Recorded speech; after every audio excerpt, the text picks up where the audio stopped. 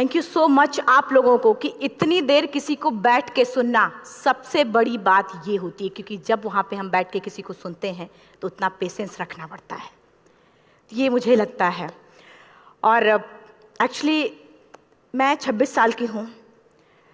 2011 में चलती ट्रेन से मुझे कुछ बदमाशों ने, मैं वॉलीबॉल चैंपियन भी रह चुकी हूँ, 2011 में चलती ट्रेन से मुझे बदमाशों ने एक गोल्ड चेन पहनी थी, चलती ट्रेन से मुझे उठा के बाहर फेंक दिया था। लखनऊ से दिल्ली आ रही थी मैं। कंपार्टमेंट में बहुत सारे, जनरल कंपार्टमेंट था, बहुत सारे लोग थे, किसी ने मना नहीं किया। एक प्लेयर का जो स्पिरिट होता है वो अपने आप, जब कोई छीनने की कोशिश करता कुछ भी, वो देता नहीं है। तो मेरे में भी था, मैंने मना किया और उन्होंने मुझे चलती ट्रेन से, वो 4-5 थे, उन्होंने बाहर फेंका। दुर्भाग्य ये था कि उसी समय दूसरी ट्रैक से ट्रेन आई और मैं उस ट्रेन में टकराई, फिर नीचे गिरी। दोनों ट्रेनें निकल गईं। कुछ देर बाद मैंने हाथ को ऐसे रख के उठने की कोशिश किया तो देखा कि मेरा पैर कट चुका था।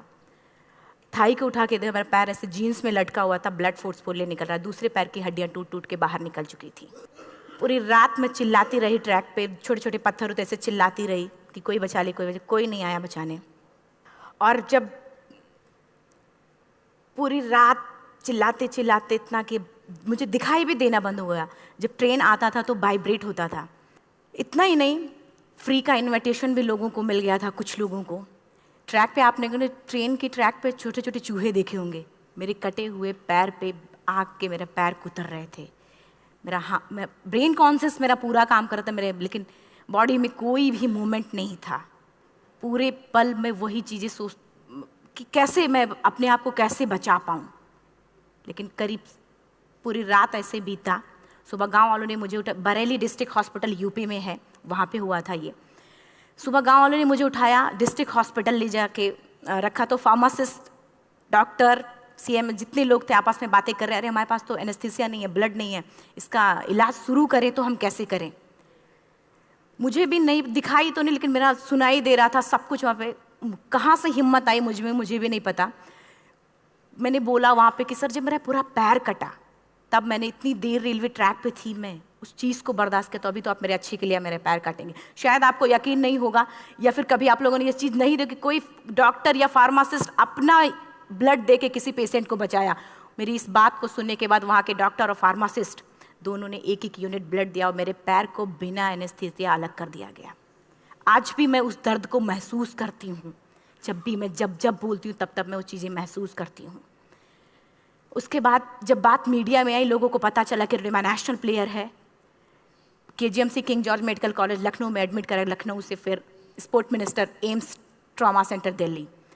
तब तक सब ठीक ठाक चल रहा था, प्लेयर होने की वजह से अच्छा ट्रीटमेंट मिलना शुरू हुआ। करीब 4 महीने मैं एम्स में रही। एम्स में रहने के बाद जब मैं थोड़ा ठीक हुई, करीब 25 दिन बाद जब ठीक हुई, न्यूज़पेपर में गोल गोल लिख के आ रहे कि अरुणिमा के पास टिकट नहीं था, अरुणिमा ट्रेन से कूद गई। उसका खंडन किया घर वालों ने, फिर बोला कि अरुणिमा सुसाइड करने गई थी।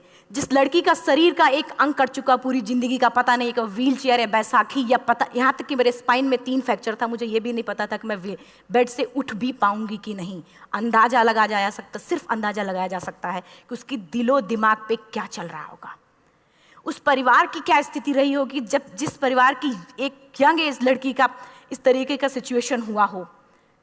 फिर भी कहते हैं कि जहाँ चाह होती वहाँ राह मिली जाती है। एम्स के हॉस्पिटल के बेड पे मैंने डिसाइड किया, क्योंकि अपनी बातें हम चिल्ला चिल्ला के करें, वो सिस्टम की इतनी हाई लेवल की बातें हो रही थी कि हम एक मध्यम वर्गीय फैमिली से थे, हम अपनी बातें चिल्ला चिल्ला के कह रहे थे, लेकिन कोई नहीं सुन रहा था। लेकिन कहते हैं मैंने अपने दिल, दिमाग, अंतरात्मा से ये चीज़ सोच लिया कि ठीक है, आज आपका दिन है, जितना चाहो बोल लो, एक दिन तो मेरा दिन आने वाला, मैं प्रूफ कर दूंगी कि मैं क्या हूँ, मैं क्या थी, ये मैं प्रूफ कर दूंगी। हॉस्पिटल के बेड पे डिसाइड किया वॉलीबॉल लाइफ का सबसे टफ गेम करना है, तब मैंने माउंटेनिंग चुना। जब मैंने माउंटेनिंग कहने और करने में बहुत फ़र्क होता है। जब मैंने माउंटेनिंग की बात सोची और लोगों के सामने, सबसे बड़ी चीज़ थी सही गाइडेंस में ट्रेनिंग लेना, दूसरा स्पॉन्सरशिप। इतना बड़ा एक साथ तो मैंने 40 से 50 लाख मैंने वाकई में कभी नहीं देखे थे पहले। मेरे लिए बहुत बड़ी चीज़ थी वो इकट्ठा कर पाना। जब मैंने लोगों के सामने रखा कि मैं माउंटेनिंग करना चाहती हूँ, एवरेस्ट के लिए मुझे ट्राई करना है, हर किसी ने मुझे बोला कि क्या है, पागल हो चुकी हो क्या, तुम्हारा दिमाग खराब हो चुका, तुम कभी नहीं कर सकती माउंटेनिंग। एक पैर आर्टिफिशियल है, दूसरे में रॉड है, और तुम्हारा दिमाग खराब है, स्पाइन में भी फ्रैक्चर है, तुम पागल होगे, चुपचाप कोई नौकरी करो, जीवन यापन करो। क्योंकि लोगों का सबसे बड़ा प्रॉब्लम ये होता, लोग फिजिकल देखते, पैरों को मेरी अंतरात्मा में क्या चल रहा था वो तो किसी को पता ही नहीं था। मुझे लगता है कि आज यहाँ पे मैं भी सुबह से देख रही हूँ, इतने अच्छी अच्छी चीज़ें मैंने सीखी यहाँ पे। बहुत बड़े बड़े स्पीकर को शायद आप लोगों ने भी सुना, आज मैं भी आपको यहाँ पे कि चाहे जितना मोटिवेट करूँ, चाहे जितना चीज़ें मैं बताऊँ, लेकिन मुझे लगता है सबसे बड़ा मोटिवेटर कौन होता, आप खुद। जिस दिन किसी भी लक्ष्य के प्रति आपकी अंतरात्मा जाग गई, आपको कोई नहीं रोक सकता उस लक्ष्य को पाने में। ये मैं किताब से बातें नहीं बोल रही हूँ, ये मैं एक एक पल मैंने मैं कोई भी किताब की बातें नहीं, एक एक पल आज जो मेरा 26 साल का एक्सपीरियंस है वो मैं बता रही हूँ सिर्फ आपको। उसके बाद किसी तरीके से मैनेज किया मैंने। भाई साहब, मेरा परिवार मेरा बैकबोन था। परिवार ने मुझे, भाई साहब ने मुझे कहा कि मैडम बछेंद्री पाल जिन्होंने 1984 में एवरेस्ट समिट किया, उनसे मिलते हैं, वो जरूर कुछ ना कुछ करेंगे। हॉस्पिटल से निकलने के बाद मेरे राइट लेग में स्टिचेस लगी थी। मैंने डायरेक्टली घर जाने की बजाय, जब लोग ये सोचते हैं कि मुझे अपना जीवन यापन कैसे करना है, जब लोग ये सोचते हैं कि मुझे अपनी ज़िंदगी के, मेरे दिमाग में सिर्फ 2 चीज़ें चल रही थी, मुझे इनका जवाब कैसे देना है और एवरेस्ट समिट कैसे करना है। फर्स्ट तुरंत गए बछेंद्री मैम के पास। जब मिले, मैम ने फर्स्ट टाइम जब मुझे देखा तो उन्होंने कहा, अरुणिमा, उनकी आंखों में आंसू आ गए। उन्होंने बोला, अरुणिमा, तूने ऐसी हालात में एवरेस्ट जैसे दुरूह पहाड़ के बारे में सोचा तो तूने अपने अंदर तो एवरेस्ट फतह कर लिया, अब तो सिर्फ लोगों के लिए। मेरे परिवार को छोड़ के बाहर की पहली ऐसी महिला थी जिन्होंने मुझ पे भरोसा किया था कि हाँ अरुणिमा, तुम कर सकती हो। मेरे लिए वही बहुत बड़ी चीज़ थी। प्लानिंग भी कर ली, मैम भी मिल गई, सब हो गया। लेकिन जब उतरते हैं फील्ड में तब पता चलता कि हम क्या हैं। रोड हेड से मैं पहुंच गई। मैडम ने कहा कि ठीक है, तुम्हारे कहने, तुम्हारे सोचने से कुछ नहीं होगा, अरुणिमा प्रूफ करो कि कर सकती हो। मैंने कहा बस एक मौका चाहिए मुझे। वाकई में जब मैं माउंटेन में पहुंची, रोड हेड से बेस कैंप लोगों को 2 मिनट लगता था, मुझे 3-3 घंटे लगते थे, क्योंकि मेरे राइट लेग की हड्डियां भी नहीं जुड़ी थी। लेफ्ट मेरा आर्टिफिशियल लग चुका था, लेकिन स्टंप एकदम रेड, उसका मतलब घाव एकदम नए थे। मैं अगर पैर रखती थी तो मेरे पैर से जोर से अगर दबा देती थी तो पैर से मेरे ब्लड आने लगता था। सारे लोग नॉर्मल थे वहाँ पे। हर कोई ये बोलता कि एक पीक के लिए जाते थे तो हर कोई मुझे ये बोलता कि अरुणिमा तुम धीरे धीरे आओ। मेरे दिमाग में हर बार यही बात चलती थी कि क्या है, मैंने एवरेस्ट का प्लान किया, मैं इनके बराबर भी नहीं चल पा रही हूँ। खुद से संकल्प लिया कि कोई बात नहीं, एक दिन ऐसा आएगा कि मैं इनसे पहले जाऊँगी। और आपको शायद यकीन ना हो, आने वाले 8 महीने बाद पूरा का पूरा वेट उठा के बेस कैंप से साथ निकलते और टॉप पे पहले पहुंचते। ऐसे करके देखते थे कि अरे ये लोग तो पीछे। खुशी होती थी। उससे भी ज़्यादा मुझे खुशी तब होना शुरू हुआ जब वो सारे लोग आके मुझसे ये पूछते, मैडम खाते क्या हो, बता दो, पैर नहीं है फिर भी कैसे चलते हो। उसके बाद पूरा मुझे स्पॉन्सरशिप मिला। मैं जब एवरेस्ट के लिए गई, मेरे लिए सबसे बड़ा, एवरेस्ट की जर्नी में मेरे सबसे बड़ा चैलेंज यही था कि दूसरे को समझा पाना। मैं नहीं समझा पाती कि भाई मैं कर सकती हूँ। जब मैं एवरेस्ट के लिए गई, शेरपा होता, शेरपा को जब ये बात पता चला कि मेरा प्रोस्थेटिक लेग है, आर्टिफिशियल लेग है, दूसरे में रॉड, बोला नहीं ले जा सकता, इसकी वजह से तो मेरी भी जान जाएगी।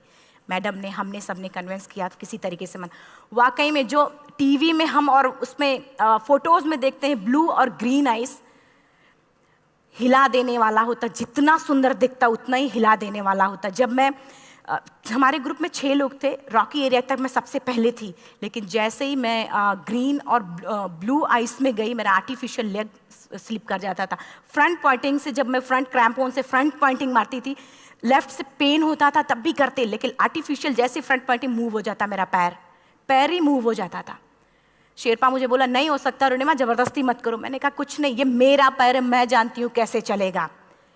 फाइनली 1, 2 बार, 3 बार करने, 4 बार, 5 बार होल्ड हो जाता था। आइस थोड़ा टूट के निकलता था तो मैं वहाँ पैर रख के जाती थी। कैंप 3 तक ठीक था, प्रॉपर एक्लेमेटाइज किया अपने आप। कैंप 3 तक जनरली गए। बात जब कैंप 3 के ऊपर की होती है, साउथ कोल समिट, अच्छे माउंटेनियर, अच्छे दिलेर के हौसले धरे के धरे तब रह जाते हैं जब अपनी आंखों के सामने किसी को मरता देखता है, और दिमाग में बात, जब जिसको डिसीजन मेकिंग, और जब दिमाग में बातें जब ये आने लगती हैं कि अरे जिस चीज़ के लिए हम जा रहे हैं उसी चीज़ के लिए आदमी मर रहा है, इसी चीज़ के लोग लिए मर चुके हैं। रात में क्लाइंबिंग, ज़्यादा से ज़्यादा माउंटेनिंग रात में की जाती है क्योंकि वेदर शांत होता है। जब मैं रात में निकली साउथ कोल से, कैंप 4 से, मेरी हेडलाइट जिधर ही हेडलाइट जा रही थी उधर ही डेड बॉडीज़ मुझे नज़र आ रही थी। मेरे रोंगटे खड़े हो रहे थे, मुझे समझ में नहीं आ रहा था कि मैं करूं तो क्या करूं। इतना ही नहीं, मैं जिस रोप में थी उसी रोप में जब मैं आगे जा रही हूँ और एक बांग्लादेशी, उनका हाथ हल्का हल्का ऐसे हिल रहा, मुंह से आवाज आ रही थी। मैं एक्सप्लेन नहीं कर सकती मुझे कितना डर लग रहा था। बार बार ये बार बार मन में आती, इसका ऑक्सीजन खत्म हुआ है, ये मर चुका है लास्ट सिचुएशन में, और हम कुछ नहीं कर पा रहे हैं, क्या करें। उसके बाद मैंने 10 से 15 मिनट सिर्फ मैं वहाँ खड़ी रही। मैंने सिर्फ इतना बोला कि अगर आप सभी में से सभी ने एवरेस्ट सबमिट कर लिया तब तो ठीक है, अगर नहीं सबमिट किया है मैं सबके लिए एवरेस्ट सबमिट करूँगी और जिंदा वापस जाऊँगी। क्योंकि जैसा हम सोचते हैं हमारी बॉडी उसी तरीके से जनरेट करना शुरू करती है। मैंने डेड बॉडी, क्योंकि जा ही नहीं सकते थे किनारे से, उसी रोप में वो एंकर है, डेड बॉडी को लांगी और लांग के जाना शुरू किया। हिलेरी स्टेप साउथ समिट के करीब जब मैं खुद पहुंची, मेरे शेरपा ने एक जोर से झटका मुझे दिया कि अरुणिमा वापस चलो, तुम्हारा ऑक्सीजन खत्म हो रहा है। हिलेरी स्टेप के बाद एवरेस्ट समिट है, थोड़ा चलने के बाद एवरेस्ट समिट है। अगर कोई आपसे ये बोले, आप अपने टारगेट के इतने करीब हो, अगर कोई आपसे ये बोले कि अरुणिमा वापस चलो, कैसा लगता है? मैंने भी यही बोला, सर क्या बोल रहे हो आप, मैं नहीं जाऊंगी वापस। बोला अरुणिमा जिंदगी रही, दोबारा ट्राई करना और एवरेस्ट समिट हो जाएगा दोबारा तुम्हारा। मैंने कहा नहीं, ये आप जिंदगी में गोल्ड चांस बार बार नहीं आते, लाइफ में कभी कभी आता है, ये आपके ऊपर आता, आप उसको पकड़ के रखते हो या फिर छोड़ देते हो। मैं अपना गोल्ड चांस कभी नहीं, क्योंकि मैं जान रही थी मुझे स्पॉन्सरशिप बहुत मुश्किल से मिला, एक बार अगर मैं छोड़ देती दोबारा मुझे कभी नहीं मिलता। मैं बहुत अच्छी तरीके से जानती थी। मेरा फाइनली मुझे बछेंद्री मैम ने भी एक बार बात समझाई थी, मेरी माँ ने मुझे एक बात बताया था कि लाइफ में कभी कभी सिचुएशन ऐसी आती है जब सिर्फ आप अकेले होते हो, डिसीजन सिर्फ आपको लेना होता है। जहाँ पे भी होना, खड़े होकर हल्का सा पीछे मुड़कर देखना और ये सोचना कि आप एक एक कदम चल के यहाँ तक पहुँचे हो, सिर्फ अपना एक कदम आगे बढ़ाना, तुम देखना कुछ देर बाद तुम टॉप पे होगी। मेरे दिमाग में उनकी बातें वीडियो की तरह चल रही थी और सिर्फ एवरेस्ट का टॉप चल रहा था। मैंने शेरपा को पहले कन्विंस करने की कोशिश की कि भाई चल, कुछ नहीं होगा भाई चल। फाइनली जब वो नहीं माना, मैंने एक कदम आगे बढ़ाया, डिसीजन लिया कि नहीं जाना ही जाना है। आगे बढ़े, करीब 1 से 1.5 घंटे बाद मैं टॉप पे थी। और इतना ही नहीं, आज भी मैं जितनी बार बोलती हूँ उतनी बार मैं महसूस करती, अब मेरे रोंगटे खड़े हो जाते हैं, मेरा दोनों हाथ ऊपर करके जोर जोर चिल्लाने का मन कर रहा कि इतनी जोर से चिल्लाऊं कि सबको बता दूं कि आज मैं टॉप ऑफ द वर्ल्ड पे हूं। उन लोगों को बता दूं जो लोग ये सोचते हैं, लड़की, दूसरे विकलांग, तीसरे मिडिल क्लास में, जो लोग एक बार हार के फिर दोबारा लड़ना नहीं चाहते, जो लोग हारने के बाद सोचते हैं कि हम दोबारा कुछ कर नहीं सकते, उन लोगों को मैं चिल्ला चिल्ला के टॉप से बताना चाहती थी कि नहीं, आप सब कुछ कर सकते हो, सिर्फ एक सोच की विकलांगता, हैंडीकैप आदमी यहाँ से होता है, यहाँ से नहीं। अगर यहाँ से जो आदमी विकलांग है तो नॉर्मल आदमी भी विकलांग है, जो अगर यहाँ से विकलांग है। चिल्ला चिल्ला के मैं बताना चाहती थी। मैंने शेरपा से कहा कि आप एक फोटो खींच लो, क्योंकि सारे लोग फोटो, अपना नेशनल फ्लैग का जो वैल्यू होती है ना, वो जो हम कहीं बाहर होते हैं तो पता चलता है। मुझे भी बहुत खुशी हो रही थी, फ्लैग को हग किया और बोला फोटो खींचो। बोला पागल हो गई है, तेरा ऑक्सीजन कभी भी खत्म हो जाएगा, नीचे चल। नहीं, फोटो खींच लो। फोटो खींचा उसने। वो तो अगली बार इतना तेज गुस्सा हुआ, मैंने उसको बोला कि भाई वीडियो भी बना ले। 8848 की हाइट पे ऑक्सीजन खत्म हो रहा है, आज हम भी हंस रहे हैं आप लोगों के साथ क्योंकि यहाँ पूरा ऑक्सीजन है। और 8848 की हाइट पे जब मुझे शेरपा, कोई भी शेरपा को बोलेगा भाई वीडियो बना, तो परेशान हो जाएगा, पागल हो चुकी, कि तुम मर जाए, यहाँ मैं जा रहा हूँ नीचे। मैंने कहा नहीं, कुछ नहीं होगा, आप बनाओ वीडियो। किसी तरीके से मैं 4-5 पेयर बैटरी रख के लेके गई कि डिस्पोजल कैमरा, एक अलग कैमरा, कि मतलब एक नहीं काम करेगा तो दूसरा करेगा, प्रॉपर प्लानिंग से। शायद आप लोग भी सोचो कि वाकई में लड़की को इतना बड़ा रिस्क लेने की क्या जरूरत थी, कि जिंदगी कभी भी जा सकती थी इसकी। लेकिन मैंने वो रिस्क लिया क्यों? क्योंकि मैं चाहती थी, कहीं ना कहीं से मेरे भी दिमाग में ये बात आ चुका था कि मैं जिंदा वापस ना जाऊं।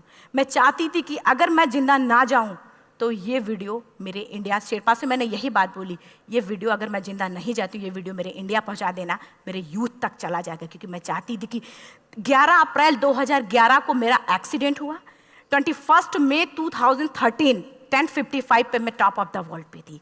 ऑलमोस्ट 1 से 2 साल के अंदर कैसे यहाँ से मैंने ये चीज़, मैंने कभी भी कामयाब होने के, मेरी वो जिंदगी बन चुकी थी, मेरा जुनून बन चुका था, मेरा पैशन मेरा जिद बन चुका था। वो मेरा सोते उठते बैठते सिर्फ मुझे एवरेस्ट दिखाई जाए। और मुझे लगता है किसी को भी अगर अपना लक्ष्य पाना है, यहाँ से अगर वो पागलपन जब तक नहीं आएगा तब तक नहीं होगा। वो फाइनली उसने वीडियो बनाया। आप बोल रहे फटाफट अरुणिमा नीचे भागो। जब मैं टॉप पे थी तो कुछ लोग और भी थे, लेकिन 10:55 पे मैंने एवरेस्ट समिट, 11 बजे के बाद अगर कोई अटैम्प्ट करने की कोशिश करता है उसको सुसाइड अटैम्प्ट बोलते हैं। जैसे ही मैं नीचे चलना शुरू की, मैंने कहा भाई हाँ चल नीचे चलते हैं। ज़्यादा से ज़्यादा मौतें नीचे आते वक्त होती हैं एवरेस्ट पे। जब मैं नीचे आ रही हूँ, थोड़ा दूर ही मैं नीचे चली थी, मेरा ऑक्सीजन पूरी तरीके से ख़त्म। सिर्फ अंदाज़ा लगाया सकता कि जब ऑक्सीजन ख़त्म हुआ क्या परिस्थिति रही होगी। मैं ऐसे नीचे गिर गई और शेरपा मुझे बोल रहा कि अरुणिमा मुझे यकीन नहीं था कि तू एवरेस्ट सबमिट कर पाएगी, लेकिन फिर भी तूने किया।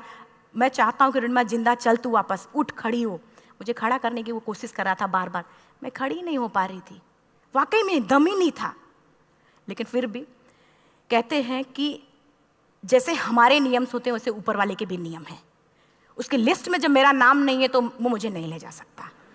अगर दूसरी चीज़, मेरा कॉन्सेप्ट एकदम क्लियर हो चुका था। जब रेलवे ट्रैक पे मैं थी, रेलवे ट्रैक पे 7 घंटे में पड़ी थी, 49 ट्रेन अप डाउन हुई थी, तो मेरा कॉन्सेप्ट एकदम क्लियर हो चुका था। इसका मतलब है कि ऊपर वाले ने अगर मुझे कुछ बचाया है तो कुछ ना कुछ इतिहास रचने के लिए बचाया है। मैंने पॉजिटिव तरीके से सोचा।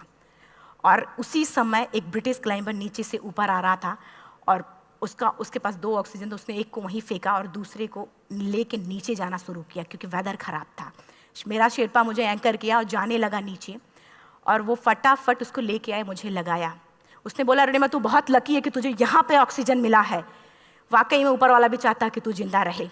वो मुझे बार बार लकी लकी बोल रहा था। शायद आप लोग में से भी कोई होगा कि जो लक और भाग्य जैसी चीज़ों पे यकीन करता हो, या पता नहीं भी। मैं किसी की भावनाओं को ठेस नहीं पहुंचाना चाहती, लेकिन मैं इन किसी भी चीज़ों पे भरोसा नहीं करती, क्योंकि मेरा मानना है कि लक भी उसी का साथ देता है जिसके अंदर जीतने का जज्बा है। अगर आपके अंदर जीतने का जज्बा नहीं है, चारों तरफ सिर्फ बहाने होते हैं, सिर्फ बहाने, इतना सारा एक्सक्यूज़ होता है। शायद मैं भी अगर वापस आ गई होती तो मैं बोल देती मेरा ऑक्सीजन खत्म है, कोई मुझसे पूछने ना बचेंद्री मन, ना मेरा परिवार, कोई भी मुझे पूछने नहीं आता। लेकिन क्या कभी मैं अपने आप को समझा पाती? कभी नहीं। फाइनली जो भी था, लक भाग्य किस्मत में नीचे आ रही थी, बहुत खुश थी। माउंटेन, डेड बॉडीज, मेरा शेरपा, ये लोग थे। मैं किसी से शेयर भी नहीं कर पा रही थी कि अरे मैंने एवरेस्ट सबमिट किया, किसी से शेयर भी नहीं कर पा रहे थे। फटाफट मैंने नीचे हील मार के, हम ऐसे हील मार के नीचे आ रहे थे। एकाएक मेरा प्रोस्थेटिक लेग, पूरा का पूरा लेग ही निकल गया। -60 डिग्री तक टेम्परेचर डाउन हो जाता है एवरेस्ट पे। मेरा हाथ वगैरह ये सब ऐसे मूवमेंट, ऐसे मुड़ नहीं रहा था, ब्लड निकलने लगा था, ये सब यहाँ था। मुझे शेरपा से मैं बोल रही हूँ कि ऑलरेडी मेरा पैर कटा हुआ है, अगर दिमाग में ये बात है कि मेरा हाथ भी काटना पड़ेगा, कैसा लगेगा मेरा दिमाग। क्योंकि ये ऐसा मूवमेंट, रेड 3 स्टेज होती हैं। रेड मेरा हो चुका था, रेड, ब्लैक, ब्लू, ब्लैक हो तो काटना पड़ेगा। तो बार बार मैं बोल रही हूँ शेरपा से कि भाई हाथ मेरा कुछ हो रहा है, इसमें मूवमेंट नहीं हो रहा है, यहाँ सबसे ब्लड हो रहा है। बोला अरुणिमा कुछ नहीं, जितना नीचे जाएंगे उतना अच्छा होगा। प्रोस्थेटिक लेग मेरा निकल चुका है, मैं रुकी हूँ, मेरा ऑक्सीजन चल रहा, बड़े मुश्किल से लक भाग्य किस्मत जो भी था मुझे मिला था। शेरपा मेरे आगे है, लास्ट मोमेंट तक वो मुझे बोलेगा, अगर वो मैं नहीं चलती वो मुझे छोड़ के चला जाए। गलती उसकी भी नहीं होती, क्योंकि वो क्या करे, क्लाइंबर की वजह से या तो अपनी जान वो भी दी, गलती उसकी भी नहीं है। लास्ट में मेरी आंखों से आंसू निकलने लगा। मैंने सोचा क्या करूं अब, रोने अपने आप आंसू ने कहीं ना कहीं से आ ही जाता है। दूसरे पल मुझे समझ में आ गया कि रोने धोने से कुछ नहीं होगा। मैंने आंसू को पोंछा और रोप, जो मेरी रोप थी, रोप को पकड़ा, दूसरे हाथ से आर्टिफिशियल लेग को, पैर को घसीट के चलना शुरू हो गया, क्योंकि मेरे पास यही था। ये तो दूसरा था, गिव अप कर दो ही चीज़ थी। पैर को घसीट चलना शुरू हुआ। कुछ दूर नीचे चलने के आने के बाद रॉक था, उसमें घुसे, पैर को खोला, सही किया, फिर नीचे चलना। Camp 4 to submit to camp 4 3500 feet है, और इसमें टोटल जनरली लोग 16 से 17 घंटे में सबमिट कर लेते हैं। मुझे टोटल 28 घंटे लगे थे। हर माउंटेनियर, चाहे बाहर का या फिर इंडिया का, हर किसी ने ये मान लिया था कि अरुणिमा जिंदा वापस नहीं आएंगी। हर किसी ने ये चीज़ मान लिया था। लेकिन मुझे लगता, जब मैं वापस साउथ कोल पहुंची, जब मैं टेंट का जिप खोला, मैंने हर किसी ने कहा कि अरे तू यहाँ है, हम तो सब सोच लिए थे तू चली गई। हर किसी ने ये बोला था। फिर सब खुशी मना रहे थे हम सब। देखिए, ये सब बताने का मेरा सिर्फ एक मकसद था कि सब कुछ हम में है, हम जैसा चाहें वैसा कर सकते हैं। ऑलरेडी टाइम हो चुका है। मैं एक चार लाइन की पंक्ति सिर्फ बोलूँगी। मैं एक्चुअली, मेरा एम है कि मैं वर्ल्ड के जो कॉन्टिनेंट हैं, कॉन्टिनेंट के हाईएस्ट पीक समिट करूं। एशिया का एवरेस्ट हो चुका है, अफ्रीका किलिमंजारो हो चुका है, यूरोप का एल्ब्रुस हो चुका है। 23 नवंबर को मैं जा रही हूँ ऑस्ट्रेलिया हाईएस्ट पीक के लिए। बस आप लोगों की गुड विशेस चाहिए। और 4 लाइन, अभी तो इस बाज की असली उड़ान बाकी है, अभी तो इस बाज की असली उड़ान बाकी है, अभी तो इस परिंदे का इम्तहान बाकी है, अभी अभी मैंने लांघा है समुद्रों को, अभी तो पूरा आसमान बाकी है। Thank you so much. Thank you.